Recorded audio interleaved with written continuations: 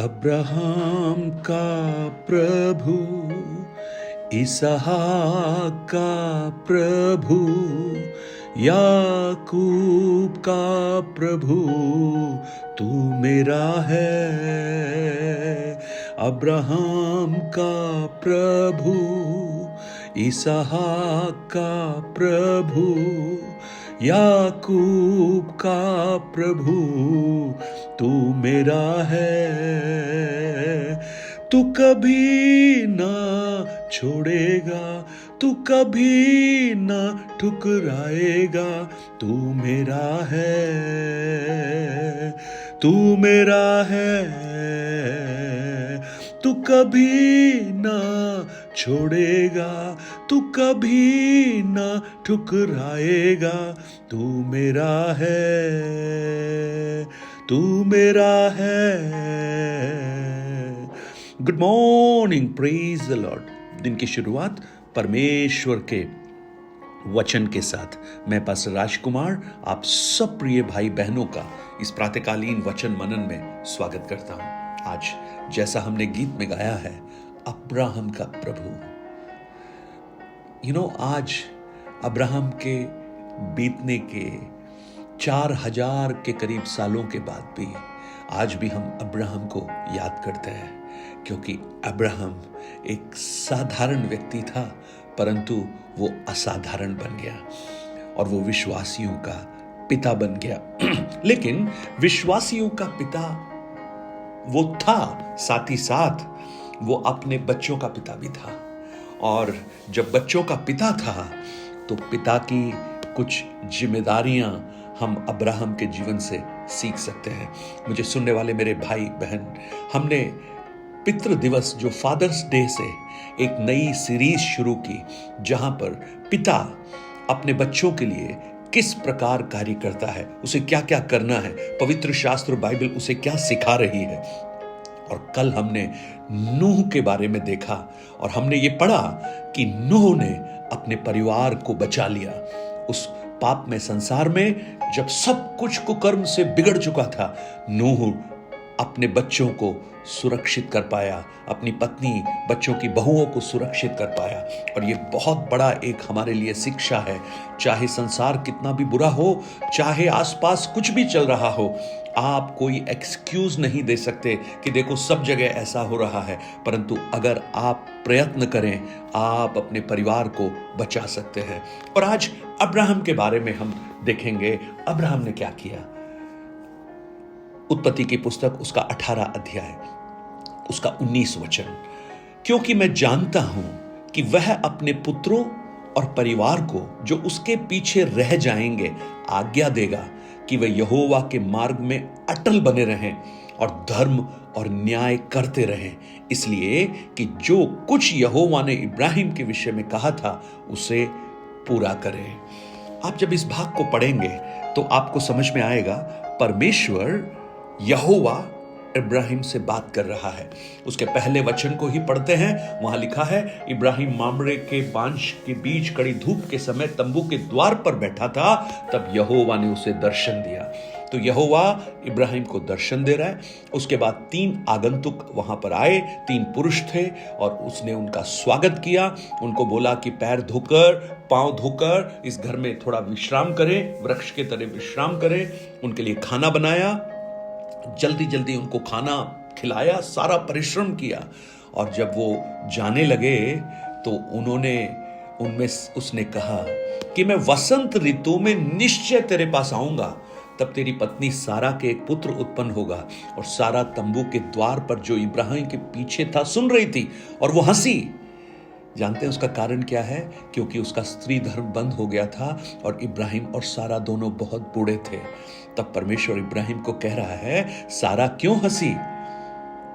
क्या यहोवा के लिए कोई काम कठिन है? और यह कहकर वो वहां से चले गए। इब्राहिम ने उन्हें 16 वचन में इब्राहिम ने उन्हें विदा किया और वो चले गए। तब यहोवा कह रहा है, यह जो मैं करता हूं क्या इब्राहिम से छुपा कर रखूं कि मैं निश्चित उसे एक बड़ी जाति, सामर्थी जाति बनाऊंगा। पृथ्वी की सारी जातियां उसके द्वारा आशीष पाएंगी। और 19 वचन में यहोवा क्या कह रहा है? क्योंकि मैं जानता हूं कि वह अपने पुत्रों को और परिवार को जो उसके पीछे रह जाएंगे आज्ञा देगा कि वे यहोवा के मार्ग में अटल बने रहें और धर्म और न्याय करते रहें। Praise the Lord. यहीं पर मैं आपका ध्यान लाना चाहता हूं। जब परमेश्वर यहोवा ने इब्राहिम के बारे में बात की तो उसके धन संपत्ति के बारे में बात नहीं की, उसके प्रभाव के बारे में बात नहीं की। 13 अध्याय को जब पढ़ेंगे समझ में आएगा, उनकी धन संपत्ति बहुत बढ़ गई थी। लेकिन परमेश्वर ने उसके स्थान पर क्या कहा? परमेश्वर ने कहा कि वो अपने पुत्रों को और अपने परिवार के लिए एक ऐसी विरासत छोड़कर जाएगा जो आज हम सबको समझने की आवश्यकता है। कि वो परमेश्वर कह रहा है कि वो अपने बच्चों को परमेश्वर का मार्ग सिखाएगा और उनके घर के लोगों को ये आज्ञा देगा कि वो परमेश्वर के पीछे चले। सबसे पहली बात जो अब्राहम को एक पिता के रूप में जब हम देखते हैं, आज आप भी एक पिता हो सकते हैं। अगर आप माँ हैं और आपके बच्चों के पिता इस संसार में नहीं हैं, तो आप समझ लेना वो जिम्मेदारी परमेश्वर ने आपको दी है। आपके लिए जो सबसे पहला जो सलाह जो मैं अब्राहम के जीवन से आपको देना चाहता हूं, अब्राहम परमेश्वर को व्यक्तिगत रूप से जानता था। अब्राहम से परमेश्वर ने बात की, अब्राहम को परमेश्वर ने दर्शन दिया और अब्राहम परमेश्वर की आवाज को सुनता सिर्फ नहीं था, वो परमेश्वर की आवाज को मानता भी था और परमेश्वर की इच्छा के अनुसार चलता भी था। आज मेरे और आपके लिए ये क्या सलाह है? हम अगर अपने बच्चों को परमेश्वर के मार्गों में बढ़ाना चाहते हैं तो हम परमेश्वर की आवाज को सुने, परमेश्वर की आज्ञा को माने और परमेश्वर की इच्छा के अनुसार चलें। एक पिता और मां अपने बच्चों को तब बहुत ही सटीक तरीके से, बहुत ही कुशल तरीके से सिखा सकती है जब वो भी अपने जीवन में ये कर रहे हों। आप परमेश्वर की आज्ञा को नहीं मानते हैं, आप परमेश्वर की इच्छा के अनुसार नहीं चलते हैं, आपको परमेश्वर के दर्शन देखने की कोई जरूरत ही नहीं है, और उसके बाद आप ये चाहते हैं कि आपके बच्चे बहुत आत्मिक बन जाएं, तो मुझे सुनने वाले मेरे भाई मेरी बहन, आप बहुत बड़ी गलती कर रहे हैं। ऐसा नहीं होगा और वो सिर्फ और सिर्फ आपके मुंगेरी लाल के हसीन सपने जैसा एक कथन बन जाएगा। लेकिन आप वो कीजिए।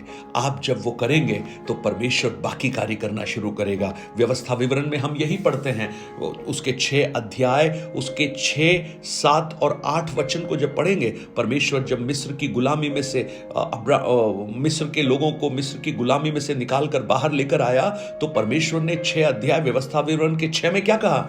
और ये जो आज्ञाएं मैं आज तुझे सुनाता हूं वो तेरे मन में बसी रहे और तू उन्हें अपने बाल बच्चों को समझा कर सिखाया करना। आज मुझे बड़ा दुख है ये कहते हुए, और मैं इस बात को स्वीकार कर रहा हूं।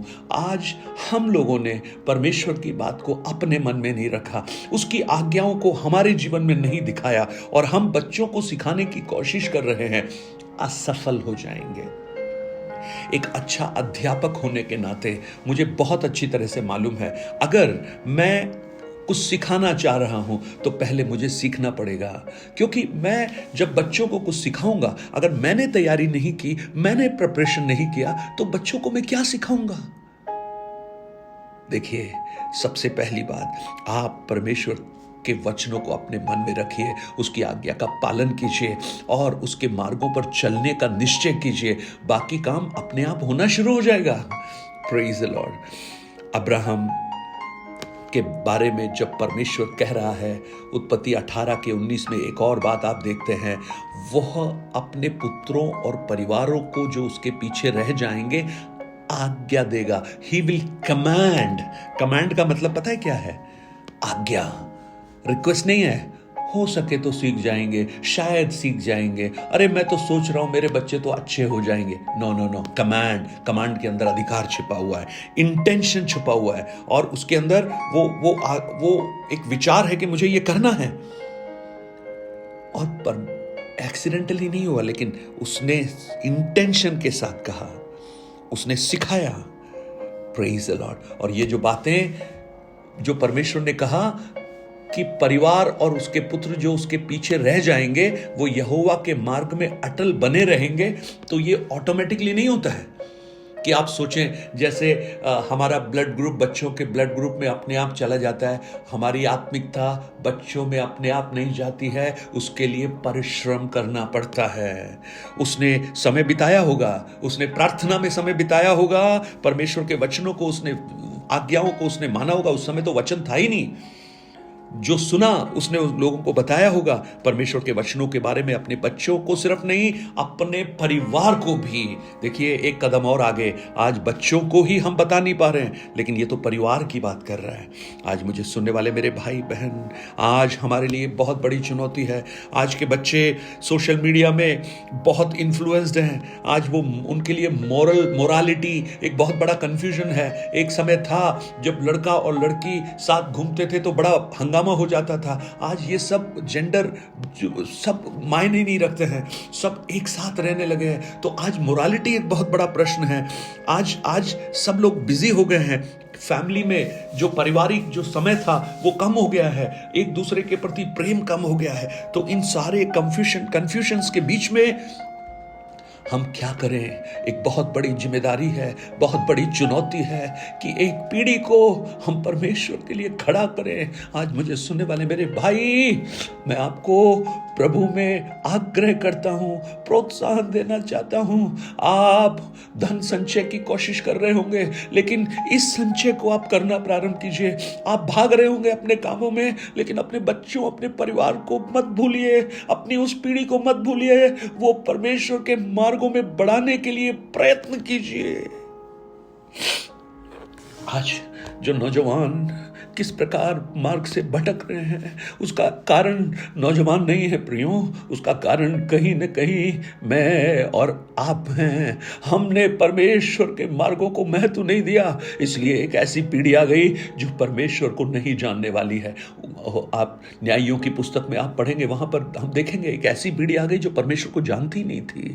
आज हमें बहुत प्रार्थना करने की आवश्यकता है, हमें बहुत रोने की आवश्यकता है। और जो यीशु मसीह ने कहा, मेरे लिए नहीं अपने संतानों के लिए रो, शायद आज वही समय है। आज मैं आपको आह्वान करता हूं, आपको प्रोत्साहन देना चाहता हूं। आज से हमने शाम को 4 बजे, हर मंगलवार शाम को 4 बजे से हमने जवानों के लिए, टीम्स के लिए एक प्रार्थना शुरू किया है। और हम चाहते हैं कि उस प्रार्थना के द्वारा जवान और टीन्स जो बच्चे हैं वो परमेश्वर को जाने। हम रोएंगे, हम चिल्लाएंगे, हम परमेश्वर से गुहार करेंगे, प्रभु हमारे बच्चों को नाश ना होने दे, हमारे बच्चों को बचा। अगर आप इस मुहिम में शामिल होना चाहते हैं, आप 4 बजे जूम पर मैं आपको उसका लिंक भेजूंगा। जो आप हमेशा मेरा लिंक आप देखते होंगे, उसी लिंक पर आप 4 बजे से 5 बजे के बीच में जुड़ सकते हैं। और आज से हम एक शुरुआत करेंगे, और मैं विश्वास करता हूं ये छोटी सी शुरुआत हमारे परिवारों के लिए, हमारी पीढ़ी के लिए एक आशीष का कारण बन जाएगी। तो आप भी उसमें शामिल होकर बच्चों के लिए प्रार्थना कर सकते हैं। आप अपने प्रार्थना निवेदन जो आपके बच्चे हैं, उनके स्ट्रगल्स, उनके रिक्वेस्ट आप हमें भेज सकते हैं। उनकी चुनौतियां, आपकी चुनौतियां जो उस पीढ़ी के संदर्भ में हैं, उनको आप हमसे शेयर कर सकते हैं। हम उन सब बातों के लिए प्रार्थना करेंगे। उसका लिंक मैं आपको भेजूंगा। आप 4 बजे ज्वाइन कीजिए और परमेश्वर की महिमा हम मिलकर करें और एक ऐसी पीढ़ी को खड़ा करें जो परमेश्वर को जानती हो। पिता धन्यवाद, इन वचनों के लिए धन्यवाद, और जो बर्डन आप इन दिनों में हमें पीढ़ी के प्रति दे रहे हैं उसके लिए धन्यवाद। हम प्रार्थना करते हैं आपकी दया और करुणा हमारे आज से शुरू होने वाले उस बड़े कार्य के लिए आप मदद करना, आपका अनुग्रह का हाथ बढ़ाना। और आज मुझे सुनने वाले मेरे प्यारे भाई बहन जो जहां भी हैं प्रभु, उनके मन में एक आत्मा, पवित्र आत्मा एक ऐसा बीज रोपण करे कि वो कंसर्न हो जाएं, वो संवेदनशील हो जाएं अपनी पीढ़ी के प्रति, और इसके द्वारा आपकी महिमा हो सके। पिता यीशु के नाम से आमीन। God bless you. परमेश्वर आपको बहुत आयास से आशीष दे। 9829037837 पर आप अपने प्रार्थना निवेदन और गवाहियों को हमसे शेयर कर सकते हैं और इन वचनों को औरों तक पहुंचाकर इस सेवकाई को सहयोग कर सकते हैं। God bless you.